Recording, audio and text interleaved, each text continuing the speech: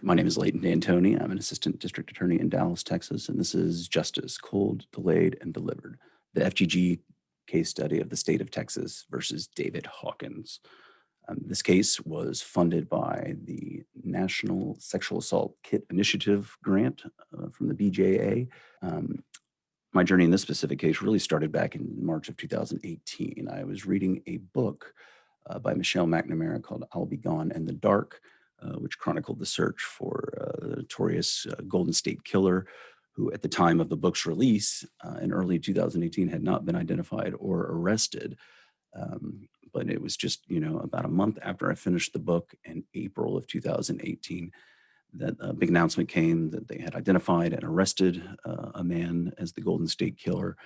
And this case really has served as a complete game changer for those of us investigating and prosecuting cold cases, and giving us a new powerful tool to be able to solve these previously unsolvable cases. What the case really brought to everyone's attention, and certainly brought to my attention, I was not aware of it, was Forensic Genetic Genealogy, or FGG. This was a new type of forensic DNA testing, quite different than traditional STR DNA testing, but would be able to be applied to a plethora of unsolved cold cases. To best explain what FGG is for those of you who aren't aware, there's this great clip from a show that was on ABC called The Genetic Detective, which I think does a far better job of explaining it in a nutshell than I could. If you share a significant amount of DNA with someone, it means you have to share a common ancestor. As you go back in your family tree, the amount of DNA that you inherit is approximately cut in half. So from your parents, you get 50% of your DNA. From your grandparents, you get about 25% of your DNA, and so on. So based on how much DNA any two people share, I can estimate how many generations back I have to build in their family trees to try to identify those common ancestors. So when an adoptee would submit their DNA, they would get back a list of matches. We might get two groups of distant cousins who share DNA with the adoptee but do not share DNA with one another. So they're related to the adoptee on two different branches of their family tree. These separate groups of matches I call genetic networks. And once I've identified the common ancestors for each of those genetic networks, I have to do what's called descendancy research. Now I'm coming forward in time, trying to identify all the descendants until those family trees finally triangulate. And when this convergence of that ancestral DNA occurs in the right time and the right place to be the parent of the adoptee, I know I have found the right person. And so some very forward-thinking law enforcement officials thought, you know what, I wonder if these techniques could be applied to my cold cases. The question was, could we, instead of submitting the DNA of an adoptee looking for their unknown birth parent, submit the DNA of an unknown suspect in a cold case and use the genetic genealogy techniques to determine their identity? I knew the power of genetic genealogy. I knew that these techniques made any type of human identification possible. And I wanted to help, but I had some reservations. I was one of the very early leaders in the genetic genealogy community. So please, if you haven't yet, join me in this incredible genetic genealogy revolution. Encouraging people to participate in this, and I felt that it would be wrong for me to use consumer profiles for law enforcement purposes without their knowledge. There was a lot of nights I laid awake thinking, how can I do both? How can I help law enforcement, help these families, but yet not betray my community and the people that have trusted me? But then everything changed. This is the man Sacramento Sheriff's detectives believe is the elusive Golden State Killer. The Golden State Killer suspect had been arrested.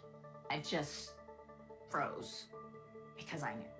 After 40 years on the run, authorities said that new DNA technology had helped track down D'Angelo. Investigators used genealogical websites containing DNA information and family trees from a relative of Joseph D'Angelo to track him down. I knew immediately It was genetic genealogy and using GEDmatch. GEDmatch.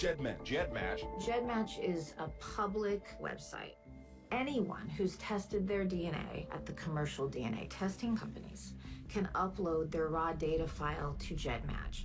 You could do cross-company comparisons to see if people share any DNA. The Golden State killer suspect had been identified through their website. It gave them the opportunity to consider whether this was something they wanted to allow and support or not. They then put a banner up at the top of GEDmatch that alerted users that law enforcement was using the database.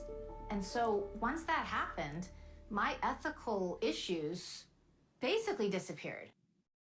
Once we determined what FGG was and how it could be used to work in solving some of Dallas County's most difficult unsolved cold cases, we worked with the local FBI Dallas field office to develop a plan of procedure for investigations using FGG. Now, what's important to understand is that FGG is going to be best used on your cold cases where you have evidence that has been tested for DNA, a DNA profile has been identified. However, there is no match to an individual or suspect in that DNA profile. You have a DNA profile, that profile is uploaded into CODIS, and you don't get a match, then this is going to be the best case scenario for you to use FGG.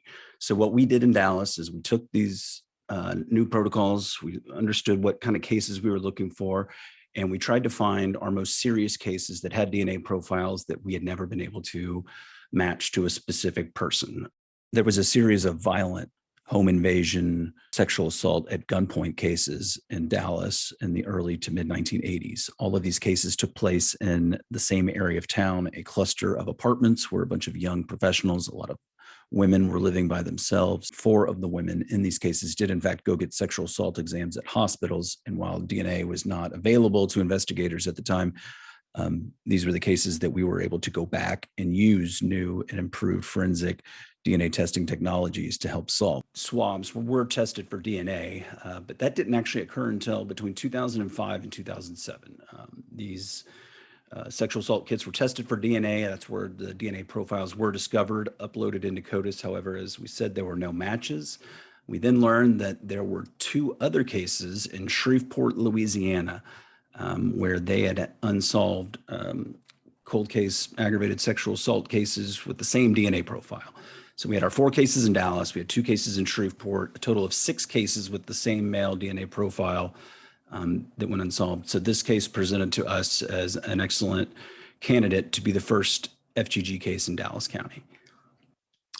So 2020 came along. Again, we had already met and developed our protocol with the FBI. They were in agreement that this would be a good case to try and do FGG on. So what we then had to do was get our local county crime lab here in Dallas to analyze the DNA extracts and what DNA was left over to see if we had enough to do what's called SNP testing. Now, most of us are probably familiar with STR DNA testing. That has been the forensic standard for quite some time. SNP testing is the type of DNA testing used for FGG. And so it's a different type of testing. There's only a few labs in the country that can do it. Our crime lab was unable to do it, so we had to send it off to another lab out of town, who then took the evidence from our crime lab or the extracts in some cases, and then were able to do that SNP testing. And that's really where then the genealogist will start working on trying to get their family tree. In this case, after the SNP testing was completed and our genealogist began to build the family tree, we were able to identify a combination of descendants that matched our suspect. Both sets of our suspect's great-great-grandparents were identified, and that allowed us to then narrow down to identify Hawkins as somebody who fit both the genetic profile that had been created in the family tree, but also someone who fit the age and physical description of our suspect. So it was at this point, since we did have somebody identified, we found out who it was. They were still alive. Hawkins lived in a small town about an hour and a half outside of Dallas. So we then had to go toward the next phase of our process to be able to confirm that he was in fact our serial rapist suspect. So as we had formulated with the FBI and what we find as best practice, we began surveillance on Hawkins' residence using a pole cam that was installed. And for a week, We were able to video record surveillance to show, most importantly, that Hawkins was the only male resident of the house, and also to track any other potential males that may have gone in and out of the house. This is important because when we are doing a trash pull, we are going to be looking for male DNA profiles. So while he did have a girlfriend who lived with him at this residence, we would be able to determine female DNA from male DNA.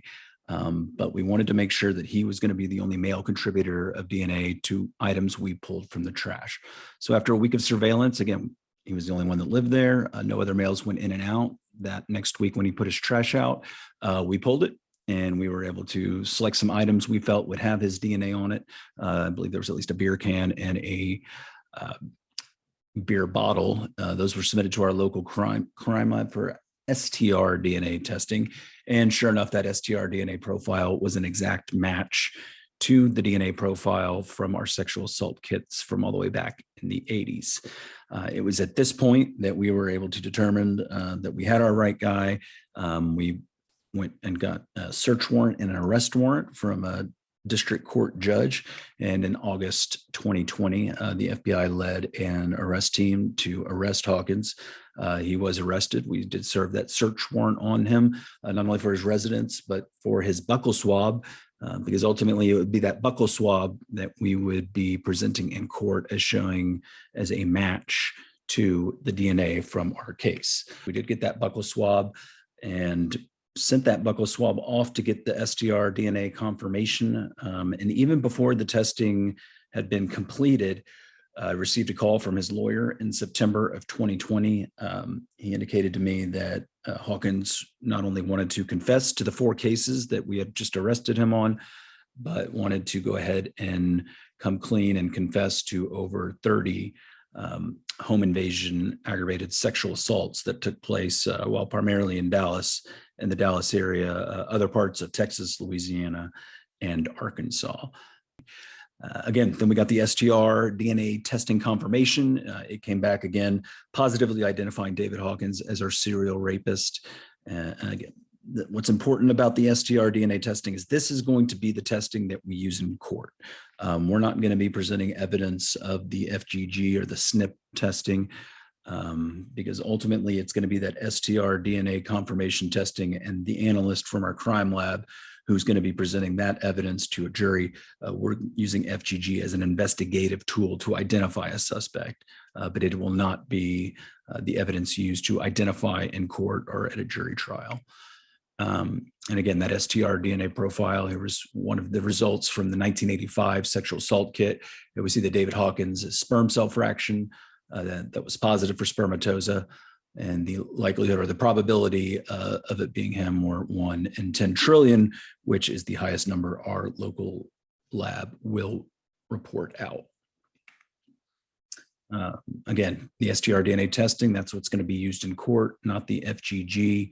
I'm not aware of any cases in Texas where FGG has been challenged scientifically in court or in the United States for that matter. I'm sure it will happen at some point, but for you prosecutors out there, it's important to know that we're still relying on our traditional STR DNA testing, and that's what's going to be used in court. And that finally led us to August 2021, where the defendant did in fact plead guilty to 4 aggravated sexual assault cases. He was sentenced to 4 separate life sentences. And as you can see here, one of our victims who still lived locally was able to come in and give a very meaningful victim impact statement. Again, it was during the time of COVID, but she got the judge to order Hawkins to remove his face mask because when he had raped her, 35 years ago, he had been wearing a ski mask. He had been wearing a mask every time he went to court because of COVID. And this was the moment where she was able to for the first time in all these years, see what he looked like and what his face looked like. Very powerful stuff. And I want to thank you for your time and attention. And again, this has been Justice Cold, Delayed, and Delivered, the FGG case study of the state of Texas versus David Hawkins.